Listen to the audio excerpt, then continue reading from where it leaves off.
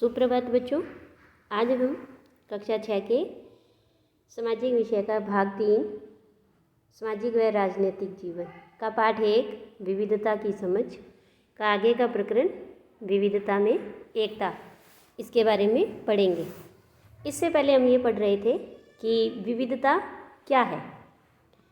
तो देखो कि कुछ लोगों के खान पान, पहनावा, धर्म और भाषा आदि में जो अंतर है वही विविधता कहलाती है।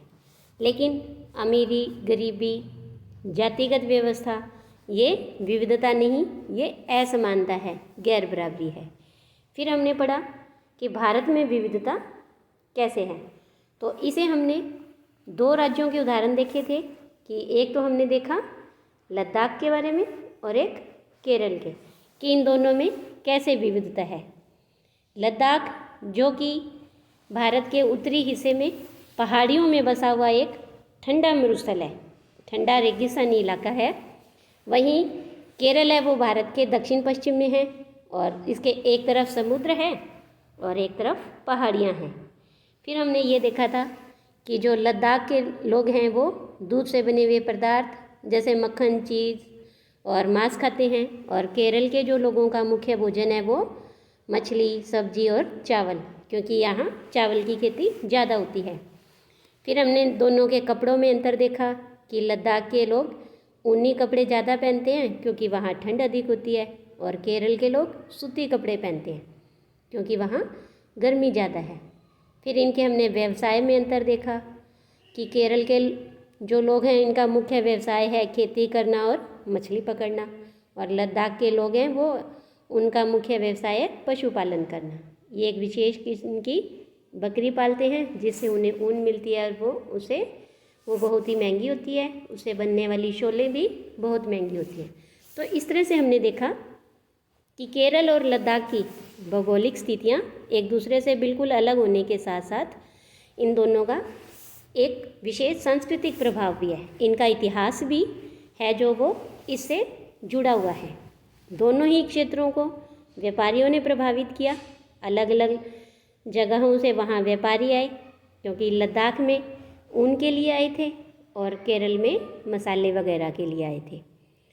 तो अब भारत में ये जो विविधता है, इतनी विविधता होने के बाद भी एकता कैसे है, तो हम इसके बारे में देखते हैं कि भारत की विविधता या अनेकता को उसकी ताकत का स्रोत माना गया है।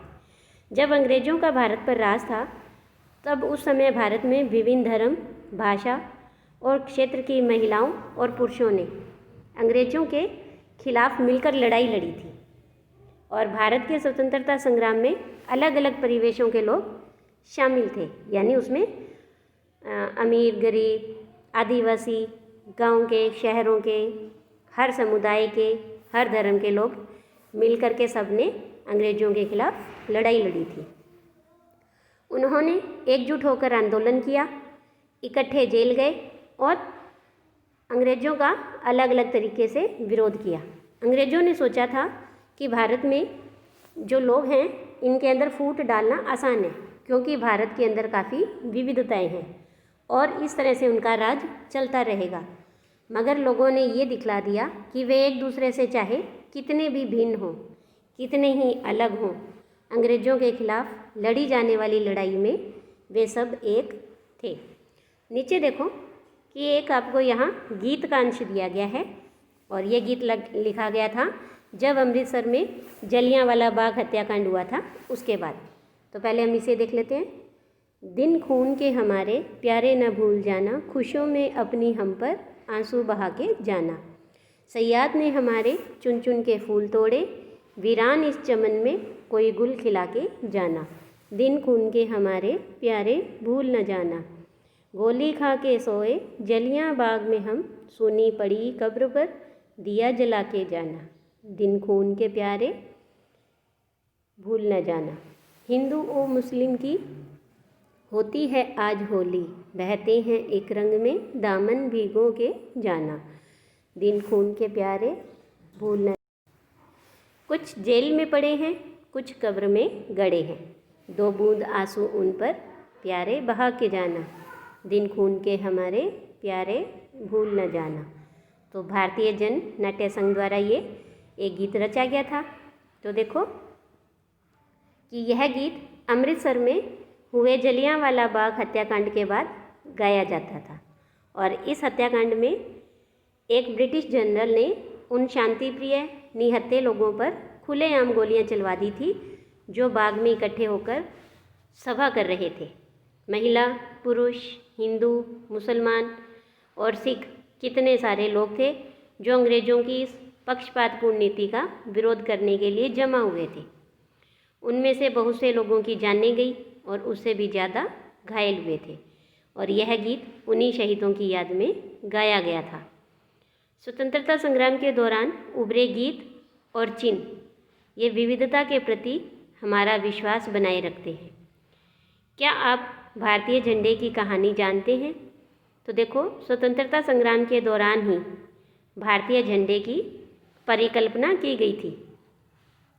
इस झंडे को भारत के लोगों ने अपनाया था और उनके खिलाफ, अंग्रेज़ों के खिलाफ इसे इस्तेमाल किया था। तो जवाहरलाल नेहरू ने अपनी किताब भारत की खोज में लिखा कि भारतीय एकता कोई बाहर से थोपी हुई चीज़ नहीं है, बल्कि यह बहुत ही गहरी है, जिसके अंदर अलग अलग तरहों के विश्वास और प्रथाओं को स्वीकार करने की भावना है। इसमें विविधता को पहचानना और प्रोत्साहित किया जाता है। यह नेहरू ही थे जिन्होंने भारत की विविधता का वर्णन करते हुए लिखा कि अनेकता में एकता का विचार हमें नेहरू जी ने ही दिया था। नीचे देखो, एक प्रश्न बनता है, रविंद्रनाथ टैगोर द्वारा रचित हमारा राष्ट्रगान भी भारतीय एकता की ही एक अभिव्यक्ति है ना, क्योंकि हमारा राष्ट्रगान भी हमारी इसी विविधता का प्रतीक है। तो राष्ट्रगान किस तरह से एकता का वर्णन करता है, इसे हमें बताना है। देखो, हमारा जो राष्ट्रगान है वो भारतीय एकता और संप्रभुता की एक अभिव्यक्ति है। राष्ट्रगान को हमारे देश के सारे भागों में, विभिन्न भागों में पूरे सम्मान के साथ गाया जाता है। जब देश के किसी भी भाग में कोई भी राष्ट्रीय पर्व मनाया जाता है, राष्ट्रीय त्यौहार मनाया जाता है, जैसे स्वतंत्रता दिवस, गणतंत्र दिवस, इस तरह से, तब भारत के सभी नागरिक, सभी देशवासी इस राष्ट्रगान को सम्मानपूर्वक गाते हैं और उसी के सम्मान में हम बिल्कुल सावधान मुद्रा में खड़े होकर ये राष्ट्रगान को गाते हैं। तो देखो, इसी तरह से भारत में अलग अलग धर्मों के लोग होने के बावजूद भी एकता है वो बनी हुई है और ये विविधता हमारी एकता का स्रोत है, हमारी ताकत का स्रोत है। आज के लिए इतना ही। धन्यवाद।